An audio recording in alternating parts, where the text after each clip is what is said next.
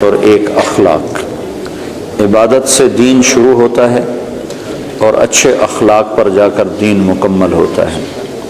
دین کی ابتدا، فاؤنڈیشن، بنیاد وہ کلمہ، نماز، روزہ، حج، زکوٰۃ، اور دین کی انتہا چھت، جہاں جا کے چھت پڑتی ہے وہ اچھے اخلاق ہیں۔ اچھے اخلاق سے دین مکمل ہوتا ہے۔ دین کی تکمیل عبادت سے نہیں، اخلاق سے ہے، اور دین کی ابتدا میں عبادت ہے۔ عبادت میں نماز سب سے اعلیٰ درجے کی چیز، جو اللہ تعالیٰ نے 50 نمازیں شروع میں فرض کی، پھر ان کو 5 کر کے گھٹایا اور عرش پر بلا کر 50 نمازیں عطا فرمائیں۔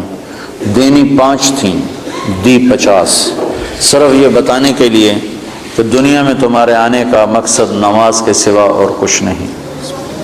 لیکن پھر باقی کاروبار زندگی میں بھی ہمارا امتحان تھا، تو اللہ نے اس کو گھٹا کے 5 کر دی۔ جب 5 ہو گئیں، اللہ کے نبی ہر دفعہ آتے تھے اور کہتے تھے یا اللہ گھٹا دے۔ جب وہ 5 رہ گئیں تو اللہ تعالیٰ نے فرمایا میرے محبوب تیرے لیے 5، میرے لیے 50، کہ تیری امت کے ہر نمازی کو ہر نماز کے بدلے میں 10 نمازوں کا ثواب لکھوں گا۔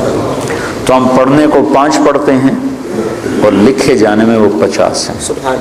تو جتنا آپ، بہت بڑا مجمع ہے، مستورات بھی ہیں، آپ سب بھائیوں سے گزارش ہے کہ آج کے بعد توبہ تو ہم نے کی ہے، نماز نہ چھوٹ۔ اس کے سارے بھائی ارادہ کرتے ہیں؟ آپ پرائے دیس میں رہتے ہیں، یہاں مسجدوں کا ایسا ماحول نہیں ہے، اپنی آپ جاب پر ہیں، کام پر ہیں، جہاں بھی نماز کا وقت آ جائے نماز نہ چھوڑیں۔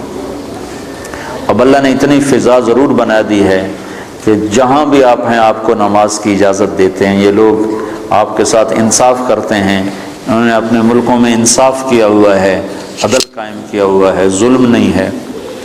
آپ امن میں ہو، امن کے ملک میں ہو، انہوں نے آپ کو سارے حقوق دیے ہیں، آپ پر بھی حق ہے ان کا کہ آپ ان کے لیے ہدایت کی دعا کرو، ان کی خیر خواہی چاہو، اور اپنا کام صحیح کرو، اور نماز کو نہ چھوڑو کسی حال میں بھی۔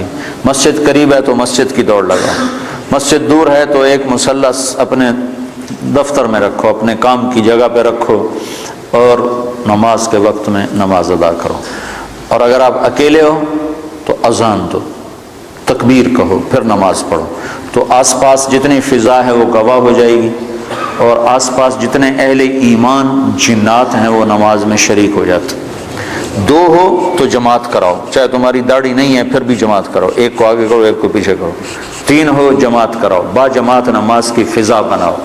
سفر میں جا رہے ہو گاڑیاں روک کے با جماعت نماز پڑھو، تو انشاءاللہ یہ پوری ایک مکمل دعوت ہے نماز کا پڑھنا۔ تو عبادات میں میرے بھائیوں بہنوں نماز کا ناغہ نہ ہو۔ مستورات سے کہتا ہوں پردے کا اہتمام کرو، اپنی بچیوں کو شروع سے پردے پر لگاؤ، پردہ ان کی فطرت میں شامل ہو، پردہ کرنے والی بنے، اپنے ان کے لباس میں پتلون نہ ہو، شلوار ہو، یہ با پرد با حیا لباس ہے۔ عورت کے لیے پتلون، مرد کے لیے پتلون با حیا لباس نہیں ہے تو عورت کے لیے کہاں سے ہوگا؟ تو اپنے بچوں کو، اپنی بچیوں کو اسلامی لباس کا عادی بناؤ، پیار سے محبت سے۔ یہاں سختی تو چلتی نہیں، اور سختی کہیں بھی نہیں چلتی، ہر جگہ پیار محبت سے ہی کام چلتا ہے۔ اللہ نے بھی پیار سے ہی ہمیں سمجھایا ہے اور پیار سے ہی ہمیں اپنی طرف بلایا ہے۔ کہیں کہیں اس نے انجام بتانے کے لیے بتا دیا کہ جہنم بھی ہے، ورنہ اللہ کا عام انداز پورے قرآن میں یا ایھا الذین آمنوا، کتنی عزت کے ساتھ اللہ ہمیں بلاتا ہے، اے ایمان والو، اے ایمان والو۔ تو دوسری چیز جو، تو نماز کی نیت کر لی سارے بھائیوں نے؟ قرآن کے لیے ضرور وقت نکالیں، تلاوت کے لیے کچھ وقت نکالا جائے۔ نہیں پڑھا ہوا تو تھوڑا تھوڑا کر کے، اب تو ہر جگہ مساجد ہیں، علماء ہیں، قراء ہیں، قرآن تھوڑا تھوڑا پڑھنا شروع کریں۔ سال میں 2 دفعہ قرآن ختم کرنا قرآن کا حق بنتا ہے، اور دل کی زندگی کے لیے قرآن سب سے بڑی غذا ہے۔ دل کو غذا نہ ملے تو مر جاتا ہے، تو دل کو، روح کو قرآن کی غذا نہ ملے تو روح مر جاتی ہے۔ تو قرآن کی تلاوت کے لیے وقت نکالیں۔ اور دوسری چیز جو، جس پر جا کر اسلام مکمل ہوتا ہے، وہ اچھے اخلاق ہیں۔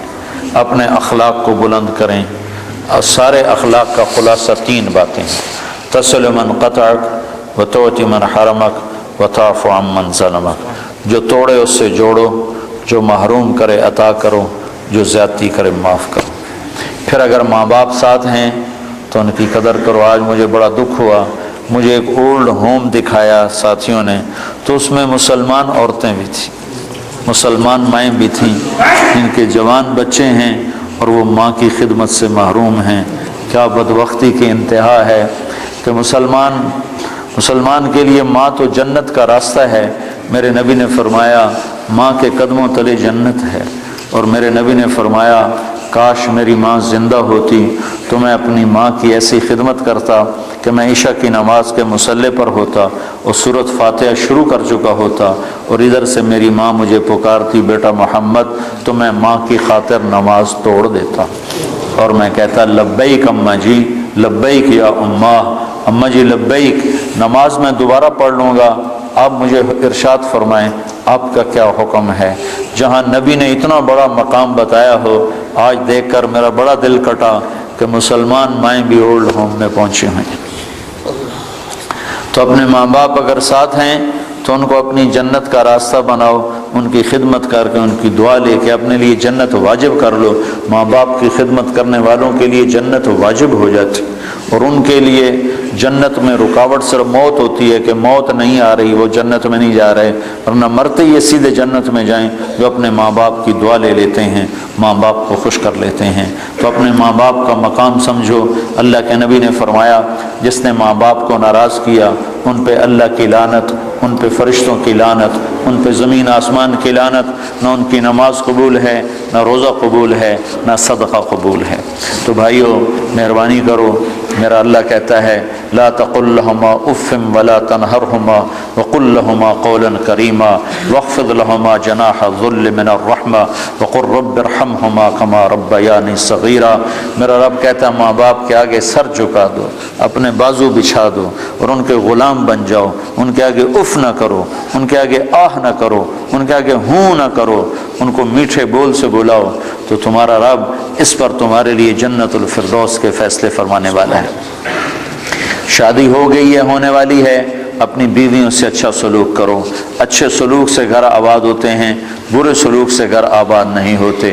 اللہ کا نبی کا فرمان ہے بہترین مسلمان وہ ہے جو بیوی سے اچھا سلوک کرتا ہو، اور میں سب سے اچھا سلوک کرتا ہوں اپنی بیوی کے ساتھ۔ اور اللہ کے نبی کا فرمان ہے جنت میں میرے گھر کے قریب اس کا گھر ہوگا جس کے اخلاق اچھے ہوں گے اور جس کا بیوی کے ساتھ اچھا سلوک ہو۔ پھر بیویوں کو سمجھایا اللہ کے نبی نے۔ ایک عورت نے آ کر عرض کی یا رسول اللہ میری شادی ہو رہی ہے، میرے خاوند کا میرے اوپر کیا حق ہے؟ تو آپ نے فرمایا تیرے خاوند کے جسم پر زخم پڑ جائیں، زخم، اور ان زخموں میں پیپ پڑ جائے، گندا پانی سفید پیپ پڑ جائے، اور تو زبان سے چاٹ کر اس کے زخم صاف کرے تو نے اس کا حق ادا نہیں کیا۔ زبان سے چاٹ کر اس کا زخم صاف کرے تو نے خاوند کا حق ادا نہیں کیا۔ مردوں کو کیا سمجھایا کہ بہترین مسلمان وہ ہے جو بیوی سے اچھا سلوک کرتا ہو، اور عورتوں کو کیا سمجھایا کہ خاوند کی اطاعت آپ نے فرمایا اگر میری شریعت میں سجدہ جائز ہوتا، میری شریعت میں اللہ کے سوا کسی کو سجدہ نہیں، اگر سجدہ جائز ہوتا تو میں عورت سے کہتا اپنے خاوند کو سجدہ کرے، یعنی اس کی اطاعت کرے۔ اور مردوں کو سمجھایا کہ سب سے بہترین خرچ بیوی پر خرچ کرنا ہے، بچوں پر خرچ کرنا ہے، اور بہترین مسلمان وہ ہے جو بیوی کے ساتھ اچھا سلوک کرتا ہو۔ تو یہ اچھے اخلاق ہیں، آپس میں رہو، پیار محبت سے رہو، لڑائی نہ ہو، آپس میں جھگڑا نہ ہو، آپس میں بائیکاٹ نہ ہو، آپس میں آپ کسی سے لڑے ہوئے نہ ہو۔ کوئی مسلمان ایسا نہ ہو جس سے آپ کہو کہ میں اس سے نہیں بولتا، میری اس سے بات چیت بند ہے، ایسا ایک بھی نہ ہو۔ اگر کوئی ہے تو اٹھتے ہی توبہ کر کے اس سے معافی مانگ لو، تو اللہ کے دربار میں آپ کا مقام بلند ہو جائے گا۔ جب دو مسلمان آپس میں لڑ پڑیں اور وہ صلح نہ کریں تو اللہ تعالیٰ ان کے اعمال مردود کر دیتا، نہ نماز قبول، نہ روزہ قبول، نہ حج قبول۔ تو اللہ تعالیٰ فرماتا ہے جب تک یہ صلح نہیں کرتے ان کا کوئی عمل قبول نہیں ہے۔ تو آپس میں پیار محبت سے رہو، آپ پرائے دیس میں ہو، نہ مذہب کے نام پہ لڑو، نہ رشتے ناطے کے نام پہ لڑو، نہ آپس کی سیاسی باتوں پر لڑو، پیار محبت کی فضا قائم رکھو۔ اللہ کو بہت پسند ہے ایک دوسرے کا خیال کرنا۔ ایک آدمی آئے گا قیامت کے دن تو اللہ تعالیٰ کے فرشتے کہیں گے یا اللہ اس کے کھاتے میں کوئی عمل کوئی نہیں، اس کے کھاتے میں کوئی عمل کوئی نہیں۔ تو اللہ تعالیٰ فرمائیں گے ہاں بھائی کوئی ہے تیرے کھاتے میں عمل یا خالی ہو؟ کہے گا یا اللہ ایک ہے اور کچھ نہیں، ایک ہے اور کچھ نہیں۔ اگر تو اسے سمجھے تو ایک ہے کہ کیا ہے؟ کہ میں کاروباری آدمی تھا، جس کو پیسے دینے ہوتے تھے اس کو تنگ نہیں کرتا تھا، موقع پہ پیسے پہنچاتا تھا، اور جس سے لینے ہوتے تھے وہ جتنا ہی تنگ کرتا تھا میں اس کو تنگ نہیں کرتا تھا، میں چپ کر کے واپس آ جاتا تھا، کبھی اس کو بے عزت نہیں کیا۔ ہمارے ہاں تو پاکستان میں تو بہت ہوتا ہے، چونکہ کام ادھار پہ چلتا ہے، یہاں بھی ادھار پہ ہی ہے سارا کام، تو ادھار پہ کام ہوتا ہے، تو جس نے لینا ہوتا ہے وہ گالیاں نکالتا ہے، جس نے دینا ہوتا ہے وہ انکار کرتا ہے۔